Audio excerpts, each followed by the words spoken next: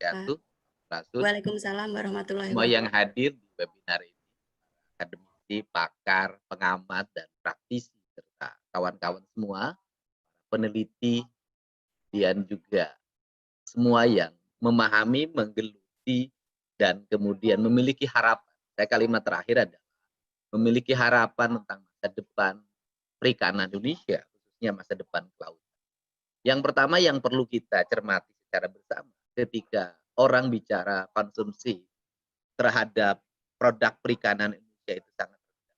Kita lihat dulu data bahwa kalimat indah dan sakral tentang Indonesia itu adalah hutan, gunung, sawah, dan lautan simpanan kekayaan. Ya, tapi jangan diterusin kini sedang lara merintih dan berdoa laranya karena apa, merintihnya karena apa, berdoanya karena apa. Itu nanti melebar ke wilayah politik. Nah, tetapi yang paling penting adalah ketika bicara hutan pasti ada bicara sumber air, pasti ada bicara tentang ikan. Artinya adalah masyarakat di sekitar hutan itu mengkonsumsi ikan dari ikan yang bersumber dari lingkungan daerah kehutanan.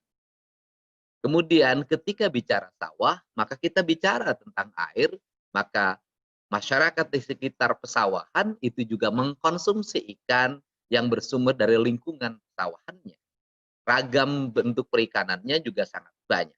Tinggal persoalannya kemudian kalau bicara tentang laut sudah otomatis kita bicara perikanan. Tinggal yang menjadi persoalan apakah data yang disajikan tentang konsumsi itu adalah data yang disajikan berdasarkan produk perikanan laut, perikanan air tawar, ada sungai, ada sawah, kemudian ada hulu hutan, apakah itu masuk menjadi konsumsi?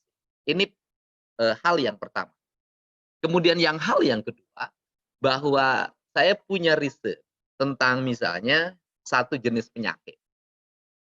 Yang paling menarik sekarang itu adalah hampir di daerah pegunungan yang alamnya asri, udaranya bersih, kemudian lingkungan masyarakatnya relatif tertata jauh dari depresi, angka tekanan darah tinggi bagi masyarakat. Penyakit stroke itu sudah menjadi bagian hidup dari masyarakat Islam di daerah-daerah hutan, daerah-daerah perkebunan. Apa yang menjadi problem? Yang menjadi problem adalah tumbuhnya manusia di sekitar lingkungan. Sesungguhnya dia memiliki habitat lingkungan, di mana habitat itu memiliki daya dukung terhadap pertumbuhan iklim hidup yang sehat. Sehingga ikan-ikan di sekitar hutan itu kecil-kecil ikan, lincah-lincah. Ikan-ikan di sungai-sungainya juga kecil-kecil dan lincah-lincah. Kemudian itu menjadi bagian dari konsumsi hidup. Ditambah tumbuhnya pohon asa. Sehingga masyarakat zaman dulu tumbuh dengan sehat dan kemudian jauh dari ancaman penyakit tekanan darah tinggi, kolesterol, dan kenapa sekarang terjadi itu? Ternyata bahwa masyarakat di sekitar daerah hutan, perkebunan di wilayah-wilayah yang sebenarnya menjadi wilayah destinasi wisata, mereka tidak lagi memakan ikan air tawar karena lingkungannya mengalami akibat apa? Akibat pestisida yang menyerang pesawahan, kemudian akibat obat-obatan sebagai upaya untuk mengambil ikan di sungai dan hulu sungainya mengalami dampaknya. Dampaknya konsumsi ikan asin itu sangat tinggi, bukan ikan segar.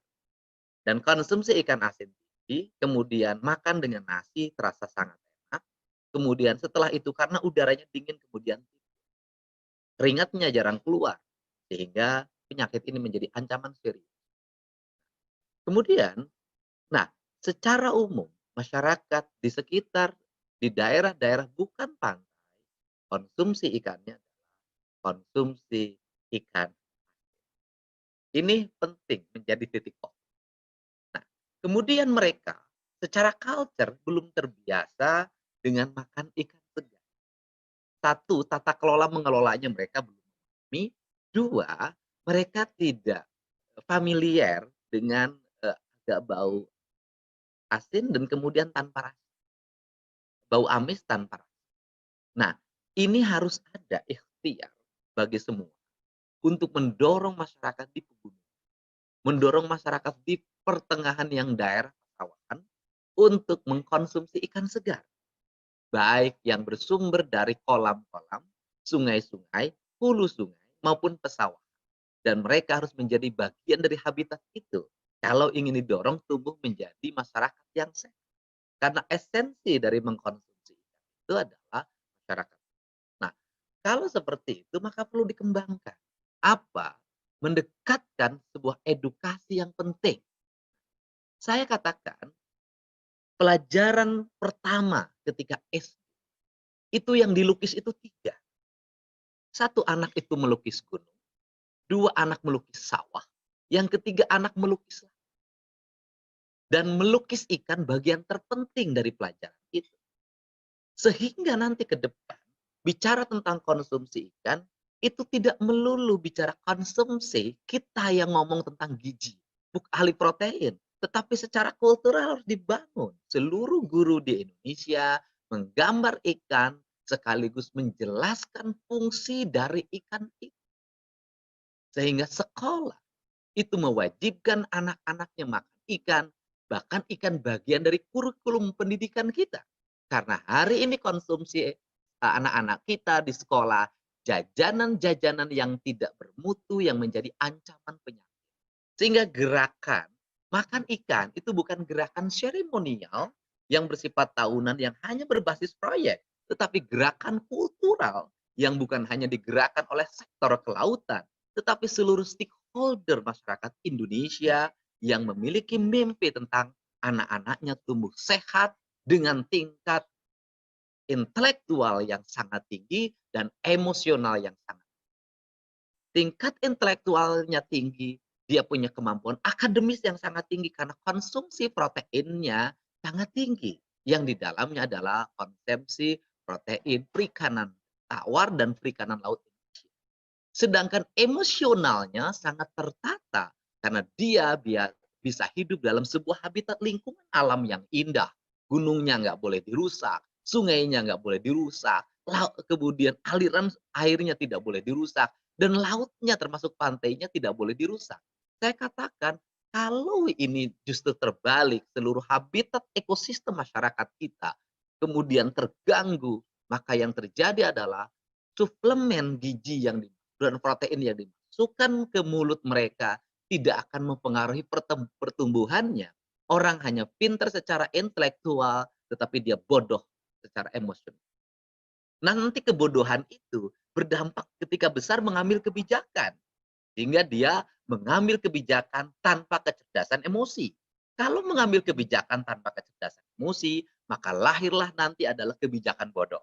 Kebijakan bodoh itu adalah kebijakan yang hanya meletakkan sektor perikanan, sektor kelautan, dan sektor lainnya hanya pada kalkulasi angka ekonomi, tetapi tidak bicara pada kalkulasi kesejahteraan hidup manusia kini dan ke depan. Nah, konsepsi inilah dasar kita dalam membangun sumber daya kelautan kita. Nah, kemudian di masa pandemik itu kita memahami bahwa sektor yang menjadi tulang punggung negara itu di sektor pertanian, sektor kelautan. Nah, tetapi lagi-lagi sektor pertanian misalnya hari ini plus, tetapi harga jual produk pertaniannya sangat. Nah, sektor kelautan bisa memproduksi, tetapi tidak bisa menjual. Nah, kalau bisa memproduksi, tidak bisa menjual, maka kegiatan bantuan sosial yang dikembangkan hari ini oleh negara, oleh pemerintah, sesungguhnya jangan terus-terus hanya menguntungkan orang yang memiliki industri. Misalnya, yang dikirimnya hanya minyak goreng, yang dikirimnya itu ikan kalengan, yang membuat pola masyarakat menjadi terbiasa dengan konsumsi itu. Tetapi saya selalu menyampaikan di rapat komisi yang harus dilakukan adalah barter. Bagaimana barter? Sektor pertanian berkirim beras dan kebutuhan panganan pokok lainnya pada kaum nelayan. Sehingga kaum nelayan mendapat distribusi beras yang cukup dari sektor pertanian. Kemudian sektor pertanian mendapat distribusi stimulus produk perikanan yang cukup. Sehingga regulasinya bisa berjalan dengan baik, yang terjadi nanti adalah nelayan memiliki kecukupan kalori, petani memiliki kecukupan protein. Nah, kerangka dasar ini bisa digunakan dalam mindset pengelolaan APBN yang kita lakukan hari ini dengan pola-pola yang sangat sederhana. Nah, kemudian dalam jangka panjang kita harus mendorong sektor bahwa perikanan bagian dari yang terpenting. Karena perikanan bagian penting, maka dalam jangka panjang industri perikanan dalam negeri harus tumbuh dengan caranya adalah pengembangan dari hal-hal yang sederhana, pengembangan dari ikan bakul, pengembangan dari ikan pindang, pengembangan dari perikanan-perikanan lainnya yang tumbuh dari tangan ke tangan kehidupan masyarakat dengan didorong. Pasar ikan harus menjadi pasar yang terbaik setiap hari ini pasar ikan itu belum tumbuh menjadi pasar terbaik yang diminati karena kesannya becek, kadang kesannya kumuh. Sehingga yang harus dilakukan adalah pasar ikan harus tumbuh menjadi pasar yang menarik dan pasar ikan harus menjadi destinasi. Bagaimana pasar ikan harus menjadi destinasi? Maka lingkungan pasar-pasar harus ditata menjadi akuarium ini, akuarium besar yang tumbuh pada lingkungan masyarakat. Sehingga orang di situ bukan hanya ingin membeli ikan, tapi tahap pertama mereka tertarik dengan keanekaragaman ikan yang bisa tumbuh di Indonesia dan kemudian dia bisa melihat bagaimana hidupnya mereka. Sehingga produk perikanan yang berkualitas nanti bukan hanya milik orang-orang yang bisa mengkonsumsi ikan segar dengan nutrisi yang sangat tinggi, tapi justru sebaliknya itu harus menjadi milik-milik orang miskin. Sehingga orang-orang miskin jangan hanya diberikan uang, tetapi orang miskin harus didorong agar mereka mengkonsumsi ikan. Kenapa saya katakan orang miskin harus mengkonsumsi ikan yang tinggi? Karena hari ini kesalahan asupan makanan pada masyarakat kelas menengah ke bawah melahirkan kerentanan penyakit yang berdampak bagi tumbuhnya kemiskinan baru. Orang miskin, salah asupan panganan, salah asupan protein berdampak pada melemahnya daya tahan tubuh. Melemahnya daya tahan tubuh ditambah depresi yang sangat tinggi, plus kerja yang sangat padat jamnya, itu berdampak pada memburuknya angka kesehatan. Ketika memburuknya angka kesehatan, maka dia berdampak pada apa? Berburuknya pada tingkat pendapatan ekonomi, terjadi kebangkrutan keluarga. Nah, prinsip-prinsip dasar perikanan bukan hanya melulu bicara tentang bagaimana pengelolaan ikan laut, tapi bicara tentang sebuah perencanaan strategis yang bersifat holistik tentang masa depan kelautan Indonesia. Sehingga pesan saya terakhir adalah laut adalah titipan yang harus dijaga. Dari debur ombaknya saja, laut itu adalah eksotisme yang melahirkan multiplier ekonomi. Sehingga dengan itu saja bisa kaya.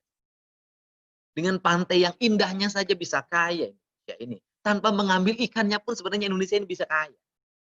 Tetapi kita punya kewenangan, punya keluasan untuk mengambil ikan dengan selektif, dengan mempertimbangkan kepentingan jangka panjang, dengan mempertimbangkan ekosistem dan habitat yang harus hidup.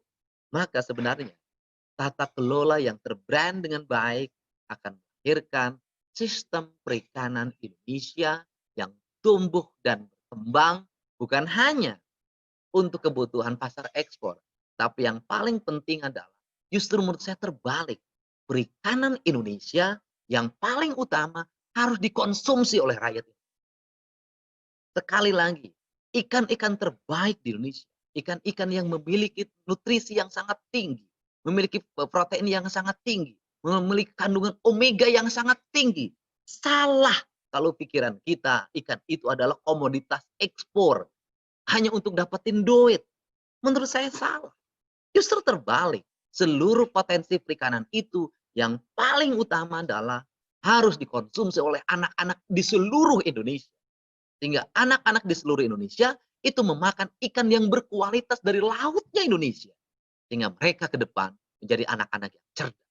Kalau otak kita selalu hanya ekonomi dalam pikiran kita, seluruh produksi yang terbaik dikirim ke luar negeri, maka ke depan anak-anak terbaik adalah anak-anak luar negeri. Dan anak-anak kita menjadi anak-anak lemah karena konsumsi asupan panganan gizi dan proteinnya serta nutrisinya adalah sisa atau BS atau sisa ekspor. Terima kasih. Assalamualaikum warahmatullahi wabarakatuh.